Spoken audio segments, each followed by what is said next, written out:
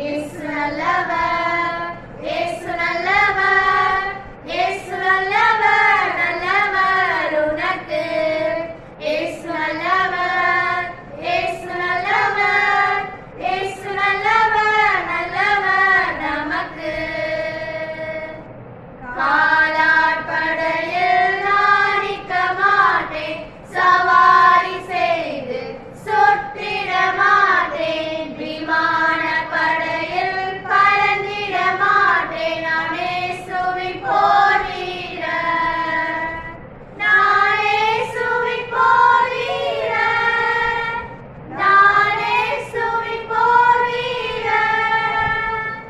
காலாட்படையில் நான் நிற்க மாட்டேன், சவாரி செய்து சுட்டிட மாட்டேன், விமான படையில் பறந்திட மாட்டேன். நான் இயேசுவின் போர் வீரர், நான் இயேசுவின் போர் வீரர், நான் இயேசுவின் போர் வீரர்.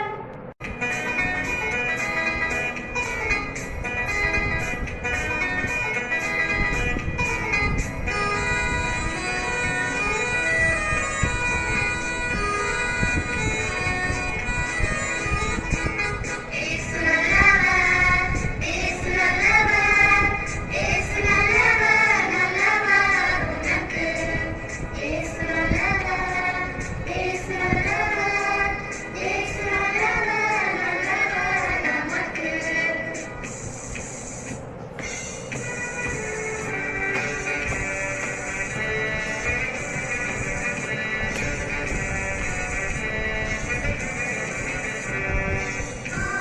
காலாட்படையில் நான் நிற்க மாட்டேன், சவாரி செய்து சுற்றிட மாட்டேன், விமான படையில் பறந்திட மாட்டேன். நான் இயேசுவின் போர் வீரர், நான் இயேசுவின் போர் வீரர், நான் இயேசுவின் போர் வீரர்.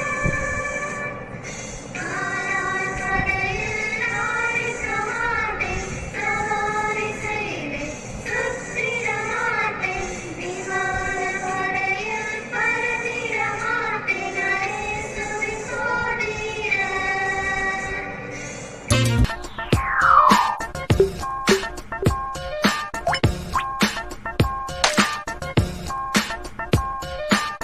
ப்ளீஸ் எல்லாரும் நல்லா இருக்கீங்களா? ஓகே, நம்ம போன வாரம் ஒரு ஆப்ஜெக்ட் லெசன் பார்த்தோம்லப்பா, அதே மாதிரியே இந்த வாரமும் ஒரு ஆப்ஜெக்ட் லெசன் பார்க்கலாம். எல்லாம் ஆர்வமா இருக்கீங்களா? சரி, என் முன்னாடி என்னப்பா வச்சிருக்கேன் உங்களுக்கு தெரியுதா? ஒரு 3 பவுல்ல 3 பொருள் வச்சிருக்கேன். சரியா? இது என்னது? இது ஒரு எம்டி ஜார். சரியா? ஓகே, இப்ப இந்த எம்டி ஜார் எதப்பா குறிக்குது? இந்த எம்டி ஜார் வந்து நம்மளுடைய லைஃப், நம்ம கர்த்தருக்கு கொடுக்கக்கூடிய நேரம். சரியா? அத வந்து இது குறிக்குது. இது எதப்பா குறிக்குது? இது எதை குறிக்குது அப்படின்னா, நீங்க கர்த்தருடைய வார்த்தைக்கு கீழ்ப்படியாம இருக்கிறது, பேரண்ட்ஸ்க்கு கீழ்ப்படியாம இருக்கிறது, அதுக்கப்புறம் எதுக்கெடுத்தாலும் கோவப்படுறது, எதுக்கெடுத்தாலும் சண்டை பண்றது, அம்மா அப்பா சொல்றத காதுலயே வாங்காம நீங்க நீங்க பாட்டுக்கு அடப்போமா அப்படின்னு இருக்கிற அந்த காரியத்தை இது குறிக்குது. சரியா? இது எதப்பா குறிக்குது? நம்ம அதுக்கு அடுத்து எதுக்கு இம்பார்ட்டன்ஸ் கொடுக்குறோம்? டிவி.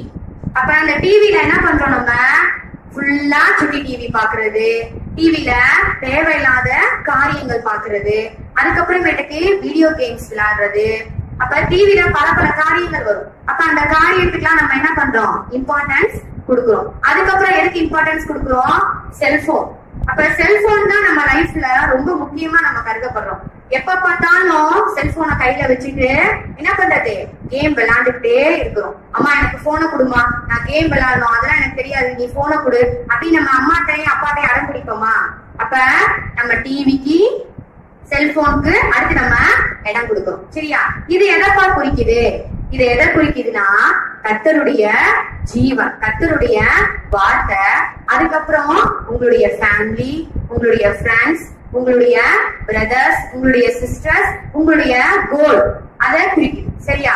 சரி, இப்ப இது என்னன்னு சொன்னேன், நான் முன்னாடியே சொன்னேன், இது நம்மளுடைய லைஃப், நம்ம கர்த்தருக்கு கொடுக்கக்கூடிய நேரம். நம்ம இப்ப ஃபர்ஸ்ட் நம்ம எதை நம்ம உள்ளுக்குள்ள போடுறோம், நம்ம லைஃபுக்குள்ள நம்ம எதை போடுறோம், இது என்ன இருப்பா, என்னன்னு சொன்னேன், கோபம், பிடிவாதம், சண்டை போடுறது, கர்த்தருடைய வார்த்தைக்கு கீழ்ப்படியாம இருக்கிறது. நம்ம அதுக்குதான் நம்ம என்ன பண்றோம், ஃபர்ஸ்ட் ப்ரிஃபரன்ஸ் கொடுக்கிறோம். சரியா? அப்ப இந்த லைஃப்ங்கிற இந்த ஜார்க்குள்ள நம்ம என்ன கொடுக்கிறோம், ஃபர்ஸ்ட் இத போட்டாச்சு. அடுத்து நம்ம எதுக்கு இம்பார்ட்டன்ஸ் கொடுக்கிறோம்பா, இதை எதை சொன்னேன், டிவி, நம்ம செல்போன் பாக்குறது, தேவையில்லாத காரியங்களை நம்ம லைஃபுக்குள்ள கொண்டுட்டு வர்றது, அதுக்குதான் நம்ம இதுல என்ன பண்றோம், இம்பார்ட்டன்ஸ் செகண்ட் ஒண்ணுக்கு நம்ம கொடுக்கிறோம். சரியா? இப்ப இது ரெண்டையுமே நம்ம லைஃபுக்குள்ள கொண்டு வந்துட்டோம். கர்த்தருக்கு நம்ம நேரம் கொடுக்கல. அப்ப அடுத்து லாஸ்டா கடைசியில போனா போகுது அப்படின்ட்டு நம்ம என்ன பண்றோம், கர்த்தரை உள்ள கொண்டுட்டு வரோம். அதுக்கப்புறமேட்டுக்கு ஃபேமிலிய உள்ள கொண்டுட்டு வரோம். அதுக்கப்புறம் நம்மளுடைய ஃப்ரெண்ட்ஸ், அதுக்கப்புறம் நம்மளுடைய பிரதர்ஸ், அதுக்கப்புறம் நம்மளுடைய பிரதர்ஸ் சிஸ்டர்ஸ் உள்ள கொண்டு வரோம். இப்ப இன்னும் இங்க இருக்கேப்பா, இது என்ன சொன்னேன், நம்ம லைஃப்ல இம்பார்ட்டன்டான ஒரு விஷயம் சொன்னா, அப்ப இன்னும் அது அப்படியே மிஞ்சி இருக்கு. அப்ப நம்ம லைஃப்ல நம்மளால கொண்டுட்டு வர முடியல. சரியா? அப்ப இப்ப நம்ம என்ன பண்ணணும், இப்ப மறுபடியும் நான் ஃபர்ஸ்ட்ல இருந்து செஞ்சு காமிக்கிறேன். இப்ப எம்டி ஜார் இருக்கு. இந்த எம்டி ஜார் என்ன சொன்னேன், நம்மளுடைய லைஃப், நம்ம கர்த்தருக்கு கொடுக்கக்கூடிய நேரம் அப்படின்னு சொன்னேன். இப்ப இந்த நம்ம லைஃபுக்குள்ள ஃபர்ஸ்ட் எதை கொண்டுட்டு வரணும், கர்த்தரை, கர்த்தருடைய வார்த்தைய நம்ம ஃபர்ஸ்ட் நம்ம லைஃபுக்குள்ள கொண்டுட்டு வரணும். சரியாப்பா? அவருடைய வார்த்தைக்கு நம்ம என்ன பண்ணணும், செவி கொடுத்து கீழ்ப்படியணும். செகண்ட் ஒன் என்ன கொண்டுட்டு வரணும், நம்மளுடைய பேரண்ட்ஸ். தேர்ட் ஒன்னு நம்மளுடைய பிரதர், நம்மளுடைய சிஸ்டர்ஸ். அதுக்கப்புறம் அடுத்து என்ன கொண்டுட்டு வரோம், நம்மளுடைய ஃப்ரெண்ட்ஸ். அதுக்கப்புறம் என்னப்பா கொண்டு வரோம், நம்ம லைஃப்ல நம்ம என்ன பண்ண போறோம், நம்ம என்ன அச்சீவ் பண்ண போறோம், நம்மளுடைய கோல் என்ன, அததான் நம்ம கொண்டுட்டு வரோம். இப்ப இது எல்லாமே என்ன இருக்கு, இம்பார்ட்டன்ஸ் ஆனது. நம்மளுடைய லைஃப்ல இம்பார்ட்டன்டான திங்ஸ் எல்லாம் எப்படிப்பா இருக்கு, ஃபுல்ஃபில் ஆன மாதிரி இருக்கா?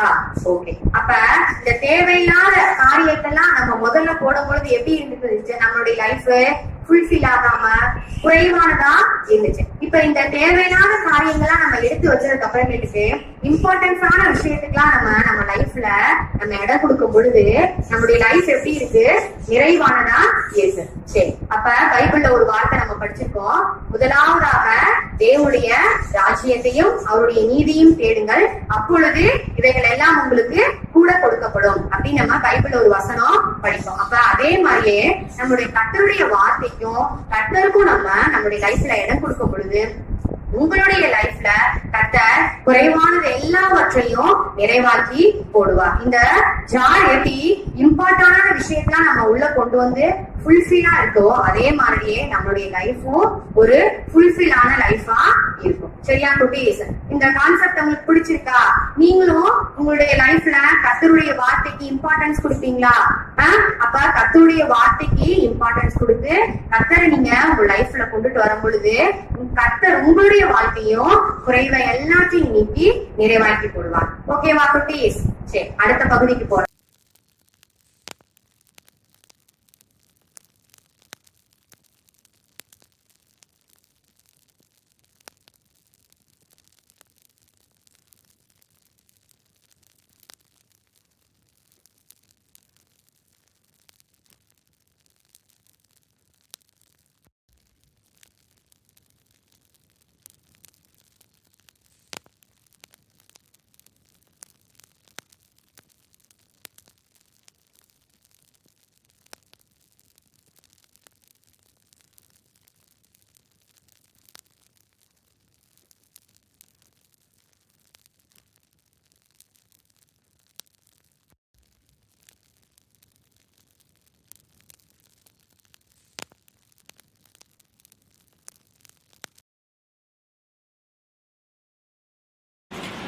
ஹாய் ஃப்ரெண்ட்ஸ், எல்லோரும் நல்லா இருக்கீங்களா? கர்த்தருக்குள்ள சந்தோஷமாக இருக்கீங்களா? ஓகே குட்டீஸ், இந்த வாரம் என்ன ஸ்டோரி எல்லாம் கேட்க ரெடியாக இருக்கீங்களா? ஓகே, இந்த வாரம் என்ன ஸ்டோரி அப்படின்னா, தேவனுக்கு தலையீற்றுகளிலும் கொழுமையானவைகளிலும் செலுத்தி தேவனால் சாட்சி பெற்ற ஆபேலை பற்றியும் காயினை பற்றினா நம்ம பார்க்க போகிறோம். ஓகேவா? ஓகே. ஆதாமின் மனைவியாகிய ஏவாள் கர்ப்பவதியாகி கத்தரால் ஆபேல் காயின் 2 பிள்ளைகளை பெற்றார். அப்போ ஆபேல் ஆடுகளை மேய்க்கிறவனாகவும் காயின் நிலத்தை பயிரிடுகிறவனாகவும் இருந்தான். அப்போ இவங்க 2 பேருமே கத்தடத்தில் காணிக்கை செலுத்துறதுக்காக வர்றாங்க. அப்போ இந்த காயின் என்ன பண்ணுறான் அப்படின்னா தன்னோட தோட்டத்தில் விளைஞ்ச காய்கறியெல்லாம் கொண்டு வரான். ஆனால் அது எப்படி கொண்டுட்டு வரான் அப்படின்னா அந்த காய்கறிகள் எல்லாமே நசல் கொண்டதும் தரமற்றதும் ஒரு மாதிரி அழுகி போனதுமா இருக்குது. பரவாயில்ல, போதும், இதை கொண்டு செலுத்தினா போதும் அப்படின்னு அவன் நினைக்கிறான். ஆனால் ஆபேல் தன் மந்தையிலேயே தலையீற்றையும் கொழுமையானவற்றையும் கத்தருக்கு காணிக்கையாக கொடுக்குறான். அப்போ கத்தரோ யாருடைய காணிக்கையை அங்கீகரிக்கிறாரு? ஆபேலுடைய காணிக்கையை அங்கீகரிக்கிறார். அப்போ காயினுடைய காணிக்கையை நிராகரிக்கிறார். இதனால் கோபம் கொண்ட காயின் ஆபேலை கொலை பண்ணிடுறான். அப்போ இதனால் கத்தர் காயினை நீ சபிக்கப்பட்டவன் அப்படின்னு சொல்கிறாரு. அப்போ காயின் அந்த தேசத்திலிருந்தே துரத்தி விடப்படான். அப்போ இதன் மூலமாக நம்ம என்னப்பா கற்றுக்கொள்கிறோம்? ஆபேல் தன் வாழ்க்கையில் செய்கிற வேலையில் எல்லாத்துலேயுமே அவன் ஃபஸ்ட்டாக பெஸ்ட்டானதை ஆண்டவருக்கு கொடுக்குறாரு. அதனால் ஆண்டவர் என்ன பண்ணுறாருன்னா அவனுடைய இருதயத்தை பார்க்குறாரு. அவனையும் அவனுடைய காணிக்கையும் அங்கீகரித்து ஆண்டவரே அவனுக்கு சாட்சி கொடுக்குறார். அப்போ அதே மாதிரி தான் நம்மளும் ஒவ்வொரு நாளும் நம்ம இந்த காயினை போல் இல்லாமல் ஏதோ ஒன்று இன்றைக்கி போனால் போதும், ஆமாம் இன்றைக்கி ப்ரேயர் பண்ணணுமா போதும், இன்றைக்கி என்ன போதும் அப்படின்னு நம்ம நினைக்காம இந்த ஆபேல மாதிரி நம்ம என்ன பண்ணணும்னா ஒவ்வொரு நாளும் நம்ம ஏசப்பாவை அந்த ஒவ்வொரு நாளையும் நம்ம ஏசப்பாக்குன்னு கொடுக்கணும். அதில் நம்ம ஆண்டவரை முதலாவது தேடணும். இப்போ நம்ம டெய்லி ரொட்டீனாக நம்ம என்ன பண்ணுறோம்? காலையில் எந்திரிக்கிறோம், ஸ்கூல் போகிறோம், விளையாடுறோம், அதுக்கப்புறம் படிக்கிறோம், மறுபடியும் திருப்பி ரிட்டன் வீட்டுக்கு வர்றோம், மறுபடியும் அதே தான் ரொட்டீனாக நம்ம செஞ்சுட்டே இருக்கோம். அப்போ அந்த ஒவ்வொரு காரியத்துலேயும் நீங்கள் யாரை தேடணும் அப்படின்னா ஆண்டவரை தேடணும் அப்படின்னு சொல்கிறாங்க. இப்போ உதாரணத்துக்கு இப்போ சாப்பிட்றோம், அப்போ அந்த சாப்பாட்டை கொடுத்த கத்தருக்காக நம்ம நன்றி சொல்லணும். அதே மாதிரி நம்ம ஒரு ட்ரெஸ் போடுறோம், அந்த ட்ரெஸ்ஸை கொடுத்த கத்தருக்காக நன்றி சொல்லணும். அப்போ நம்மளுடைய பேரண்ட்ஸ் நமக்கு நல்ல ஒரு அம்மா அப்பாவை கொடுத்த கத்தருக்கு நம்ம நன்றி சொல்லணும். நம்மளை சுற்றி இருக்கிற நல்ல ஒரு அட்மாஸ்பியருக்காக நம்ம நன்றி சொல்லணும். அப்போ நம்ம ஸ்கூலுக்கு போகிறோம், டெய்லி மறுபடியும் திரும்பி வர்றோம், அப்போ ஒரு டே ஆரம்பிக்கிற அந்த ஸ்டார்ட்லேருந்து எண்டு வரைக்குமே நம்ம யாரை தேடணும்னு சொல்கிறாங்கன்னா கத்தரை தேடணும். அவரை நம்ம முதலாவது தேடும் பொழுது நம்ம எல்லா காரியங்களிலும் நம்ம எப்படி இருப்போமா ஃபஸ்ட்டானதை பெஸ்ட்டான பிள்ளைகளாக இருப்போம் அப்படின்னு சொல்கிறாங்க.